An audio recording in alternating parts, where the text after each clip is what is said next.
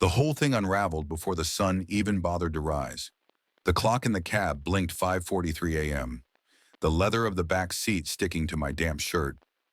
I'd just climbed out of the wrecked shell of my Chevrolet after some jackass in a lifted Dodge slammed into me at a red light, nose buried in his phone. I was lucky to walk away without a scratch, but the engine was totaled. I left it behind for the tow truck, traded insurance info with a dazed 20-something in basketball shorts, and ordered a cab back home. It felt like I died quietly in that crash, and my ghost was hitching a ride through the gray haze of early morning Denver fog. When the cab turned down my street, something strange snapped me out of my daze. The bedroom light was on. My bedroom. Jenny's silhouette was unmistakable. She had this way of twisting her legs like a figure skater in bed, only this time they weren't alone. Another pair. Big, tan calves. I ducked below the hedges and pulled my phone out, hands trembling. It was instinct. No real plan, just this compulsion to document whatever the hell I was looking at. The recording caught her, Jenny, straddling someone who sure as hell wasn't me. Her mouth was open, his hands clenched in her hair. My heart made no sound, just this aching throb behind my eyes. 42 seconds. That's how long I stood there, recording like some broken man behind enemy lines. When I walked back to the car, I couldn't feel my legs. I opened the glove box, pulled out a bottle of old wild turkey I'd stashed for camping trips, and took a slow, bitter swig. It seared down my throat like acid. I didn't go home. Couldn't. I told the driver to take me to a gas station near 44th and Colfax, one that had a bar that opened absurdly early for night shift workers and hopeless addicts. I slid into a booth and ordered bourbon neat, blinking at the wall as the bartender eyed me.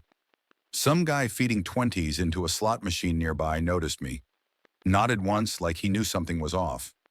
He asked what was eating me. I told him. I don't know why. Maybe because he was a stranger and I didn't want to hear fake sympathy. He listened, didn't say much at first, then pulled out his phone and showed me a picture of a woman with tired eyes and dark roots kissing another man in a parking lot. "That's my ex," he said, smiling like it was a punchline. "I didn't hit her, didn't scream, just took her whole world apart quietly. You want that?" He slid a contact across the table. A divorce lawyer, aggressive, discreet. "If you're not gonna punch her, ruin everything she lives for." I saved the number without a word, uploaded the video to my cloud. Then I took my wallet out, snapped our joint bank card in two, and walked out into the early sunlight, squinting through the glare. My phone buzzed with a message from Jenny. "Where are you? Are you okay?" I didn't reply. I found a motel, grimy, creaking walls, a plastic key card kind of place. I paid cash.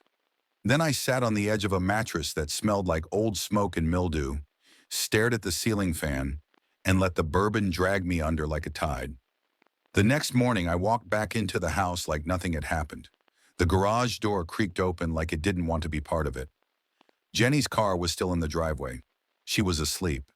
I could hear her breathing, soft and rhythmic, like she'd spent the night guilt-free. The sunlight made the dust on the hardwood floor sparkle like tiny diamonds as I moved quickly, methodically.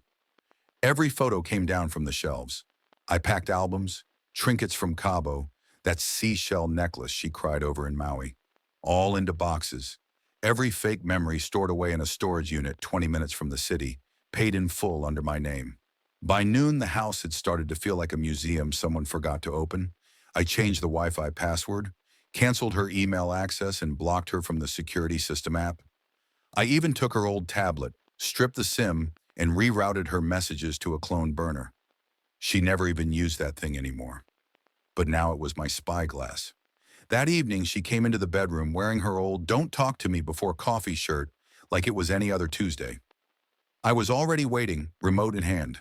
The TV flickered on, and there it was. The footage from yesterday. Her body, that man, the sounds, the betrayal. She screamed like she was the one being assaulted. Her face went pale, and I could see her mouth searching for words that didn't exist in English. I said nothing, just stood, grabbed my wallet, and walked past her, out the front door. I drove to the bank, emptied every account, left a polite account closure form for our shared savings, Opened a new account under my mom's name, bought a burner phone, and filled out paperwork with her signature. Forged from a birthday card she wrote me last year. The fraud came easy, like my hands were doing it for someone else. The next morning, I filed a public records request on her property ownership. It was easy thanks to an old buddy who worked for the city. An address popped up, one I didn't recognize. Jenny had rented an apartment across town in her name. I created a fake handyman profile on TaskNest, scheduled a service call for a boiler inspection, and let myself into her little love nest with a smile and a toolbox. The apartment smelled like jasmine and something artificial. I recorded everything. Designer shoes, extra toothbrushes, photos turned face down on a nightstand. I opened a drawer and found an envelope full of cash. Underneath it, prescription pills, painkillers, and anti-anxiety meds. I flipped the bottle over, bought with my insurance. Her little sanctuary was funded by the man she thought was too dumb to notice. I left the apartment as quietly as I entered, sliding the door shut like it was a tomb. That night, as I sipped whiskey in the same motel room from the morning before, I made a list. Every dollar, every lie, every secret she thought she'd buried. I wasn't just going to leave her. I was going to unmake her. The next few days blurred into each other like a fever dream. I didn't go home. The motel room was cold, always slightly damp, like the walls sweated in fear. I kept the blinds shut and my phone charged. I didn't drink much. Not now. I needed clarity. I had a plan, and clarity was its lifeblood. Jenny still didn't know where I was, and that gave me control. On Thursday, I launched the second stage. I created a LinkedIn profile under the name Claire Densley, complete with a corporate HR job, photos lifted from forgotten articles and business panels. With a clean suit avatar and vague but polished credentials, Claire D began reaching out. I crafted an outreach message, something about headhunting candidates for an executive placement firm and possible interest in your leadership staff. Within hours, Jenny's boss accepted. That part was easy. I offered a virtual meeting the next day. No video, of course. Claimed I was in Chicago. During the call, I altered my voice slightly. A dull, smooth cadence. He talked more than I did. The man had a mouth that loved hearing itself run. I nudged the conversation toward team dynamics. Asked about personnel. He brought up problematic Jenny without even prompting. I pretended to be surprised. He laughed. A weak, apologetic chuckle. She's sharp, but she crosses lines, he said. Had to warn her about getting too friendly with clients. One of them put his hand on her lower back in a company photo, and she didn't flinch. HR gave her a caution. He even offered to email the picture. Said maybe she wasn't cut out for their culture. I thanked him and hung up, barely able to believe how easy it was. That night, I created a burner email and forwarded that photo, plus the encrypted video of her cheating, to the company's legal department. Subject line, employee misconduct, legal exposure warning. Then I killed the LinkedIn account. Gone. While she burned that bridge without knowing, I dug deeper into her Amazon history. She never bothered to log out of her profile on our shared smart TV. I changed the delivery address to a P.O. box I just rented. That's when I saw the orders. New hiking boots, rechargeable hand warmers, a GoPro, and an oddly specific list of travel toiletries. Destination? Denver. Dates? Next week. She had told me she was attending a business development seminar. The dates matched perfectly. I called the detective, a contact the man from the bar had referred. Professional, sharp. I passed along everything. Credit card logs, location data, movement history. I wanted him to dig into the seminar, confirm who else was booked in. Within 3 days, his report was on my burner's encrypted inbox. Jenny wasn't going alone. Her coworker Kyle, tall, soft-spoken, and married, was booked at the same lodge, same floor. She used our joint card for the hotel, which meant I had access to her itinerary. Idiot. I forwarded the detective's report to the company's internal audit team, marked confidential. Just numbers, no signature. Let them piece it together. I didn't want the credit. I wanted the fire to spread without pointing back to me. That evening, I stood in the motel room staring at the wall while the fan hummed like a distant swarm. My phone buzzed. Jenny had been suspended. Pending internal review, the email said. A clinical execution of her career. Compensation terminated. Health insurance downgraded to minimum compliance. I watched her digital world collapse in silence. Then I acted again. I bought 7 prepaid phones, burned through 24 Instagram handles, and made a network of anonymous voices. Through them, I started feeding fragments. The photo from the apartment, her posing with Kyle in Denver, even a still from the bedroom footage. I uploaded it all, filtered and recaptioned for maximum venom. Then I sent it to her family, to our friends, to every one of her dumb lifestyle influencer followers. Each post included a single line. This is the real her. Some messages bounced back. Others were read. One of her cousins replied with a single shocked emoji. My phone wouldn't stop vibrating for hours. I powered it off and sat in the dark with a black coffee, eyes wide open. The world she built, filtered, curated, falsely perfect, was bleeding out in real time. By midnight, I saw that she had deactivated every account, Facebook, Instagram, even LinkedIn, as if erasing the platform would undo the stain. But people remember. Screenshots don't forget. I'd planted those seeds in enough places to grow rumors that would choke her clean. The next morning, I returned home for the first time in 5 days. The place was still and quiet, but colder now, like it knew what had been witnessed inside those walls. Jenny was gone, probably out begging HR for mercy or hiding in her sister's spare room. I started staging the finale. I ordered new locks. I pulled the hard drives from the security cameras. I printed every receipt, every screenshot, and slipped them into 3 large envelopes, all sealed and labeled with precise, brutal clarity. One was filled with bank statements and transfers to accounts I didn't recognize. The second contained images and location data from her second apartment. The third held copies of the fraud complaint I drafted in her name, using records she herself had faked for tax purposes. By afternoon, I had everything ready. I cleaned the house top to bottom, vacuumed, tidied, no sign of struggle, only the absence of her. I placed the envelopes on the coffee table, each neatly stacked with a flash drive sitting beside them. I left no note. That night, I drove out of the city again. Another motel, another burner phone in my pocket. I checked her credit usage. Nothing. She was still frozen out, probably begging friends for favors. I didn't care. The truth was, something in me had gone cold. Not just angry, something older than rage. A deep, quiet resolve that no apology could thaw. The next day, I picked up a letter from the storage unit. Just a card with her handwriting. No return address. Inside, she'd written 3 words. Please come home. I folded it twice and tucked it inside my jacket pocket. Didn't tear it up. Didn't burn it. Just let it sit there like a reminder. I wasn't done yet. By the time the weekend rolled in, I knew she'd cracked. Her sister left a voicemail begging me to talk to Jenny. Said she hadn't eaten in 2 days. Said she'd lost weight. That her hands shook when she tried to hold her phone. I deleted it. Sympathy was off the table. Not because I hated her, but because I couldn't feel anything for her anymore. Not even hate. She wasn't my wife. She was a storm wearing Jenny's face. Monday morning, I returned to her second apartment. I'd kept a duplicate key I made as the boiler tech. This time, I didn't record anything. I was there to collect. I took everything personal. Cosmetics, clothes, shoes still lined up in obsessive color order.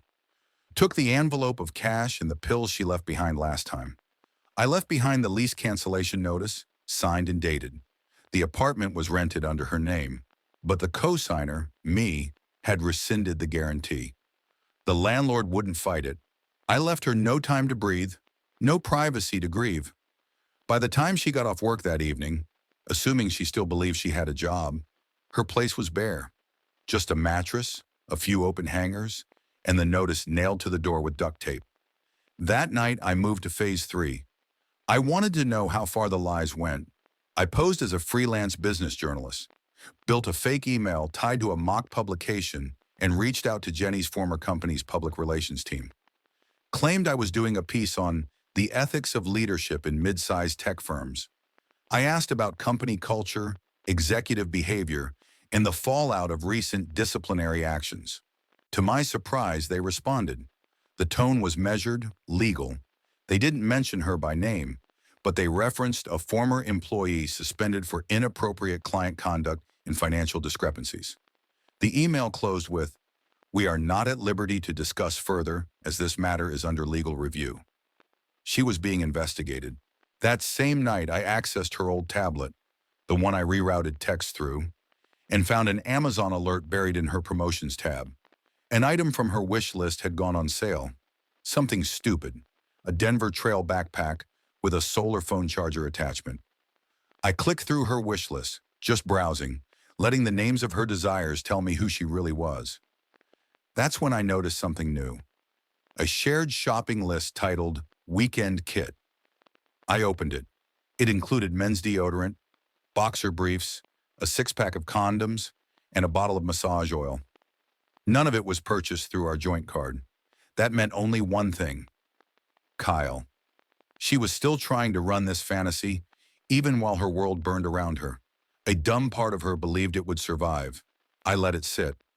The next day, I booked a session with a digital forensics firm, brought in the flash drive, a clone of her phone, and her work laptop, retrieved from our home office the night she was suspended. They promised to pull every deleted file, every chat, and timestamp. I wanted the metadata, when the affair started, how many devices it touched, whether it ever crossed into corporate networks. If she buried evidence at work, I wanted it unburied. Meanwhile, I kept Jenny guessing. I sent a blank email from an anonymous account. No message, just a photo of her own face asleep beside Kyle. A single subject line. "Still having fun?"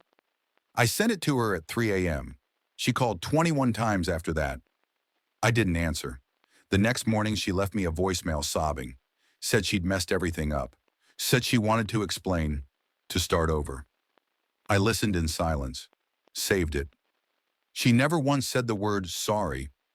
Later that day, the private detective called. He had a voice like a tax lawyer. Flat, tired, clinical.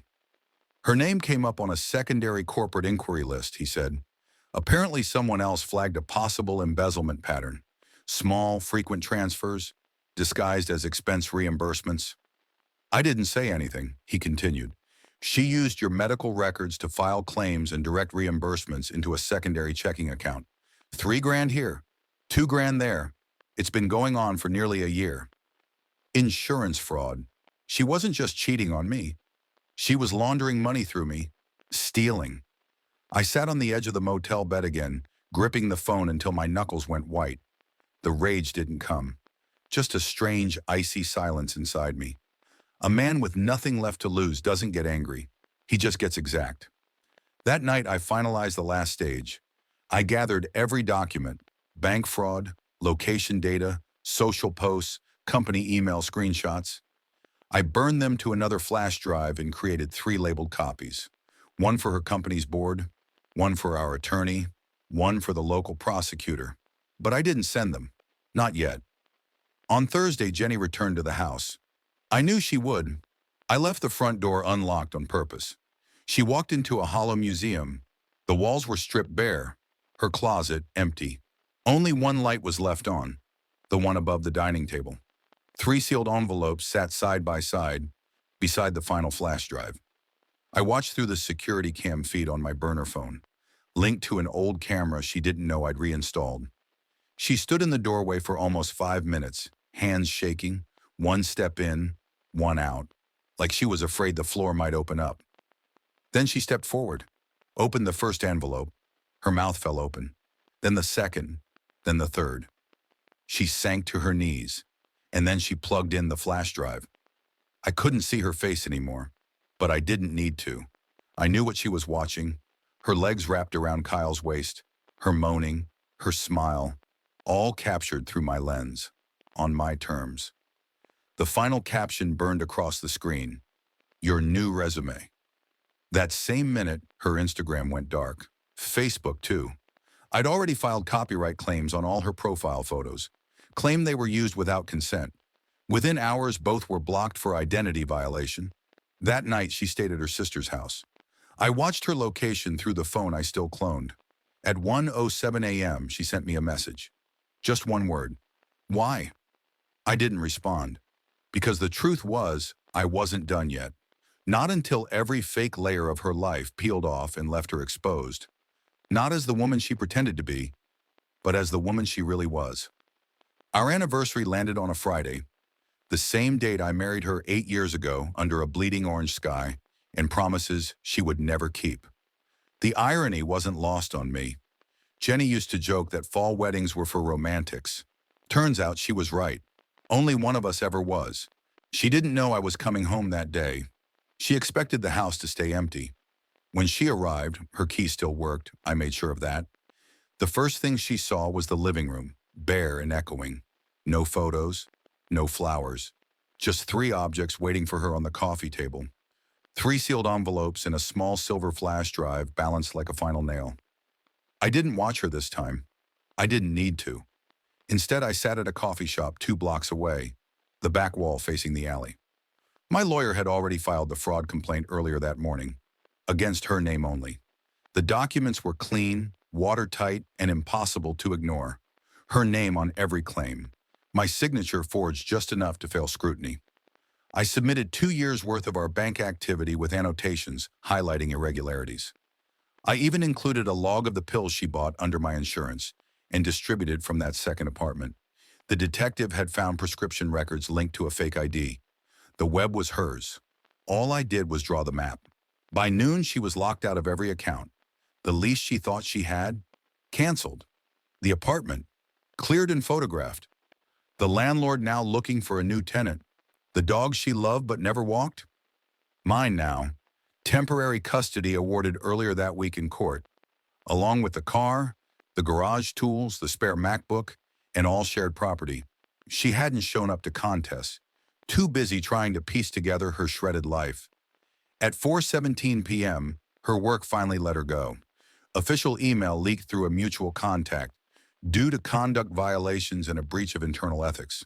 The HR rep, whom I'd anonymously tipped off weeks ago, filed her final report to the board. The same report I helped write without ever touching a company keyboard. At 5:41 p.m., she was served with the court's notice. Immediate eviction from the apartment. Even the security code she'd memorized was changed. It wasn't her home anymore. It never was. By 6 p.m., I was already gone again. I didn't wait for her to beg. 3 weeks passed. She tried everything. The tears, the threats, the pity texts. She called the police once, claimed harassment. I handed them the flash drive, a clean recording of her confession, and 2 notarized statements from coworkers she'd bragged to. The case was dismissed before it hit a folder. She tried to freeze our accounts again. Too late. My name was scrubbed from everything before she even remembered her own banking login. She filed a motion to reverse the property split. Denied, on grounds of pending fraud. Then she called my mother. That was her last mistake. Mom simply handed the phone back to me, eyes glassy, voice trembling. "You handle it," she whispered. So I did. I picked up and let her talk. She didn't beg this time. She confessed. "I messed up. I know I don't deserve anything. But Travis, I didn't think you'd take it all away. I didn't think you'd become someone I didn't recognize." I let the silence sit. Then I spoke slowly. "I became exactly who you taught me to be." Click. I moved to Boulder after that, not far from where we used to hike, before she started using client calls as excuses for disappearances. I rented a small brick house on a quiet road that backed into a line of pines. Bought it outright with the settlement from the home sale. I opened a workshop restoring vintage electronics. Radios, tape decks, old cameras with film still inside. There was peace in that kind of work. Precision, patience, silence. Every morning I made coffee and took it out onto the porch. Sometimes I read the paper. Sometimes I just sat and listened to the wind whisper through the leaves. Some days I'd walk down to the end of the road and back, letting my dog trail beside me. And every few days, like clockwork, another letter would arrive. No return address. Just my name, written in that looping script I once loved. I never opened them. Didn't have to. I'd walk back inside, drop them straight into the metal trash bin by the door, and light a match. Let her burn. The truth was, I didn't care what she wrote. I didn't care what she regretted. The war was already over, and she lost everything. The only thing she got to keep was the memory of who she used to be, and the silence of knowing I'd never speak her name again. That's all for now, folks. Thank you for being with me today and listened. And if you liked my story, please subscribe, hit the like button, and comment below what you think about all this, and what would you do if you were me. Also, don't forget to check my other stories in description below.